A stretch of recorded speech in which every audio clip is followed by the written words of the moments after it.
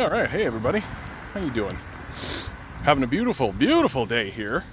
It's like +9 or something out here in Toronto. Unbelievable weather. Out here with my little dog. Say hi, Milo. Hi, Milo. Hi, Milo. What a little cutie pie. Hope I got a good shot of him. I have no idea what I'm doing when I pointed down at him. Not that tech savvy. Oh, what's banging around in my head today? You know, more blockade stuff, man. I'm real disappointed in Canadians. Like, the level of sort of uninformed nonsense that's kind of coming out. There's people who are like full-on mask-off fascist about this. It's getting real intense. It's getting real scary. Watching some of these people just be like, whatever, let's roll up into First Nations land. Let's just clear it, right? Forget about land treaty, forget about land rights, forget about any of that kind of stuff. Let's just roll on through, right? Just full-on mask-off fascist. You got people like Andrew Scheer, right? We always knew he was a fascist. Like, there's no surprise there. There's a reason why he loses this last election.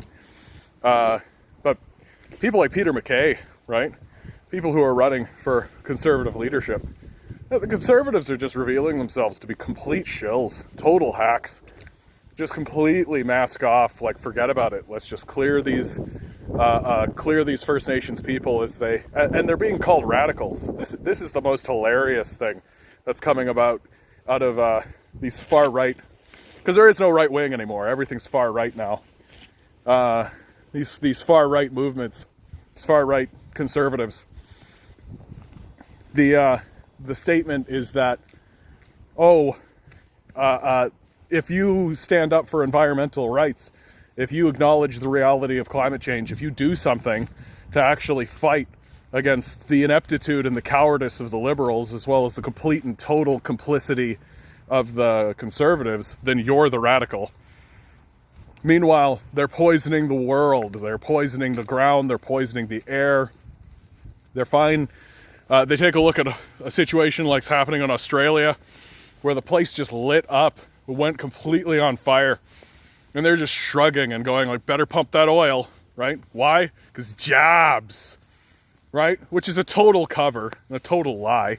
They just want money for billionaires and money for themselves. They don't care about these jobs. They don't care at all. They'll fire you. They'll lay you off. They'll shoot you out of a cannon into the sun. They'll just murder you straight up. Right? If they're willing to do it to First Nations people, they're willing to do it to you. I don't know why you think you're special. The absolute insipid insanity of the argument that says people who are fighting for the future of mankind are the radicals. Like, it's just, they're completely out of touch with reality. But, you know, that's what you get if you think that Jesus Christ is coming back at any moment. If you think that you're, you know, a true ordained righteous son of God, who's just fighting for the righteousness of Jesus Christ himself. And when he comes back, he's going to pour, you know, olive juice or olive oil or whatever the hell it is they believe in all over you, and condemn all the Muslims and poor people to the pit of hell. Like, this is what they think, right? I'm saying it facetiously, but this is what they think. When these Christian fascists get in a room with one another, they're saying that if you are of another religion, you're going to go to hell. Like, it's absolutely bonkers, banana crazy, go nuts. And the people I'm the most disgusted with in this whole situation are the people who are running the media, the quote-unquote journalists. And I definitely include the CBC in this. Like, the CBC is state-run, but they're complicit. They're in this with Sun Media and Post News and the Globe and Mail and all these guys, right? The complete and total silence on the issue of what the blockades and what these protests are about is staggering. It's staggering to see the silence, the complete and total obliteration of anything even resembling fact from the side of the protesters as the side of the blockade, right? If we had like a free independent press, if we actually had a free independent press that wasn't just overwhelmed by corporate ownership and these fascists, there would be interviews. We would be seeing someone like Steve Paikin on the agenda, right? Like, why is this guy not having any of the leadership from these protests on? Where's the interviews? Where's the conversation? Where's the talk? Where's the people who are sitting in front of these news people saying, well, we're destroying the environment, we're destroying ourselves, we keep pumping this fossil fuel with the intention of selling it to be burned so that our air will become no longer breathable and our forests will light on fire like they did in Australia. Like, where are these people? Well, they're not going to happen, right? Media is not going to willingly put people who are going to tell the truth in front of them. That's not what's ever happened in history. And it's amazing to me. Like, I expect to see some vitriol. I expect to see some ignorant people come out and say some stupid things.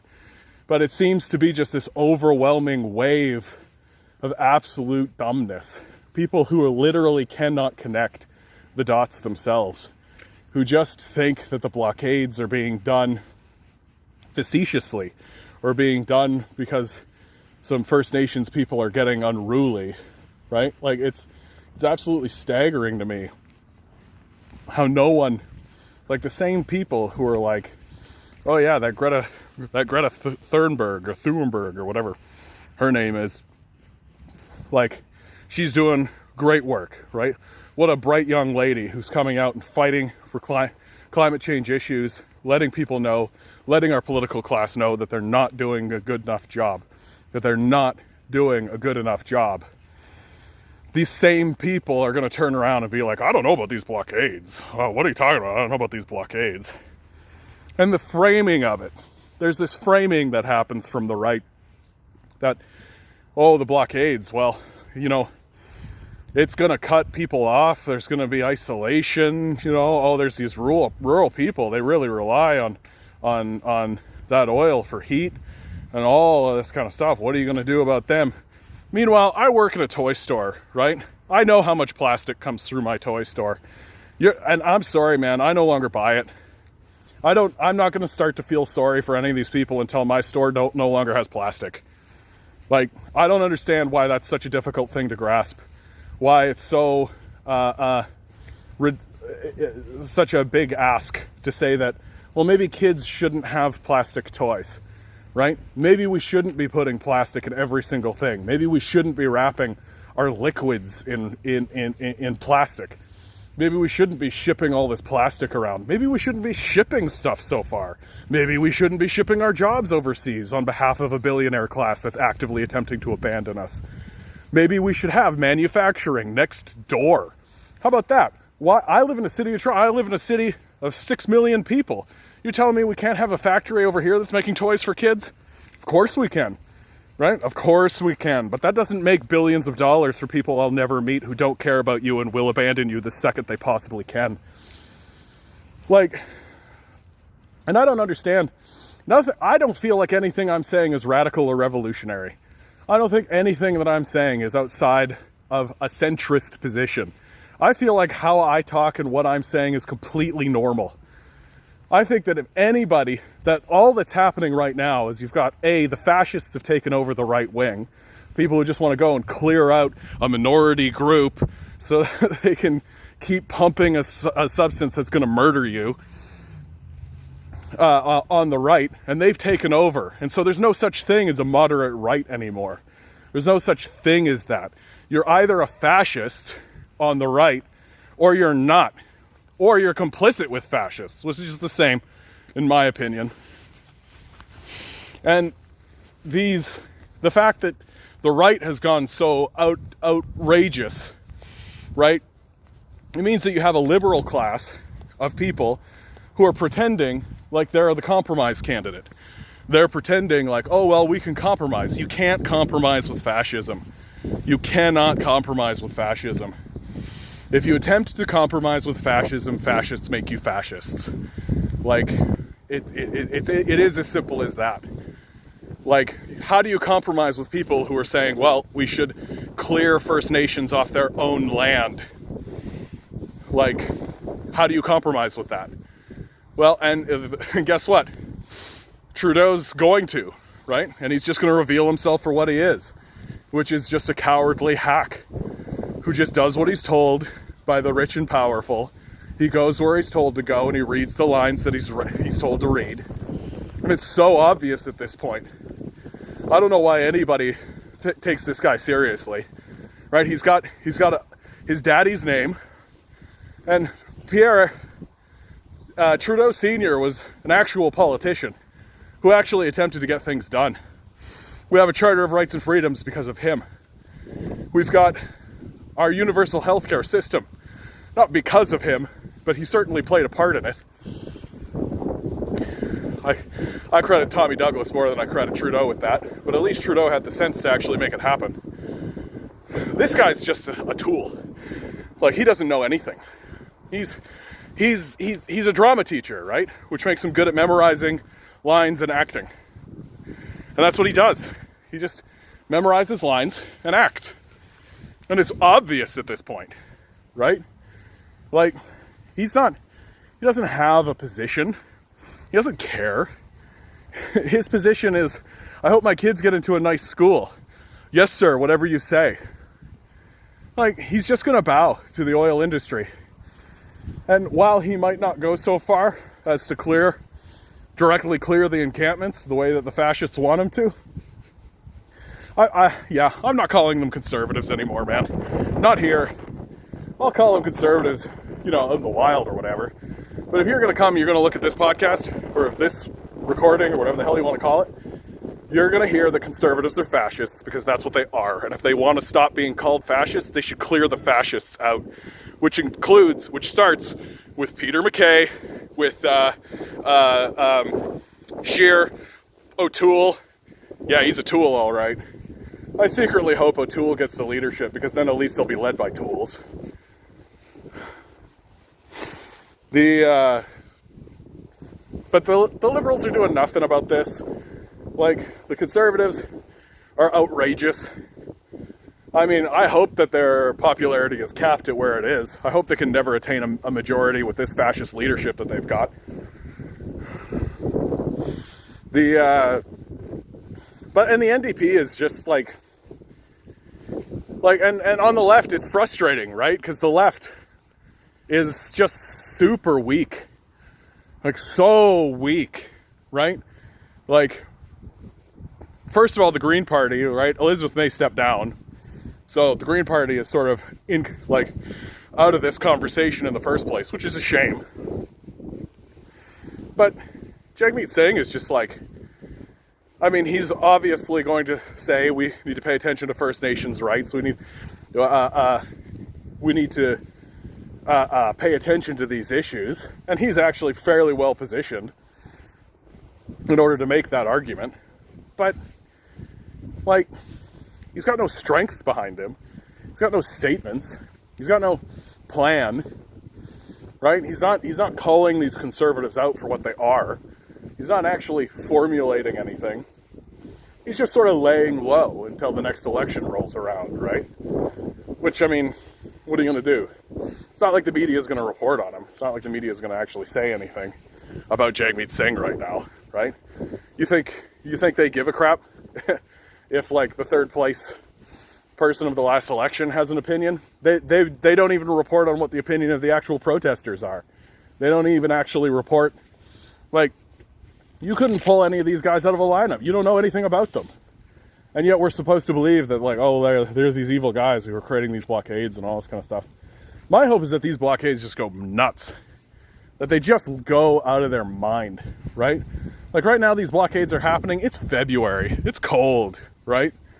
My hope is that the second it gets warm, oh yeah, April. Like, the second school year is over, right? You got these students. Let's just get these students out there. Forget about going tree planting for a year. How about you go create some blockades? Because that's what it's going to take. That's what it's going to take for our leadership to actually get off its ass and actually realize, like, oh, the electorate's serious. Like, when we say, like, climate change protests, like, we're serious. I was actually incredibly disheartened the last time we had that climate change protest here in Toronto. Like, it was encouraging to see how many people showed up, but they showed up for a day and they left, right? There's a reason why Justin Trudeau showed up to that rally. It was like, yeah, great. It was a great photo op opportunity for him because, you know, he's a drama teacher. He has no opinion. Not really. Like, if he actually cared, he'd do something. He's the most powerful person in the country, right? He can legislate, but he's not going to because he is fed lines. But like that climate change rally here in Toronto, we could have just stayed, right? We could have just stayed. What would they have done? Like, what would they have done? If 10,000 people, and there was more than that at that rally, I'm sure of it, but if 10,000 people just went to Dundas Square and just were like, no, forget Dundas Square.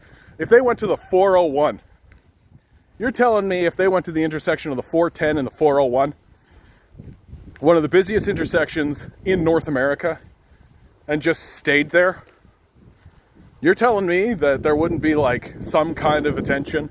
You're telling me that people wouldn't absolutely go nuts about this?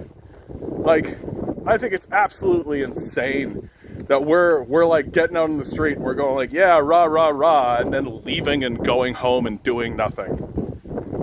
Like, these politicians are making it very clear.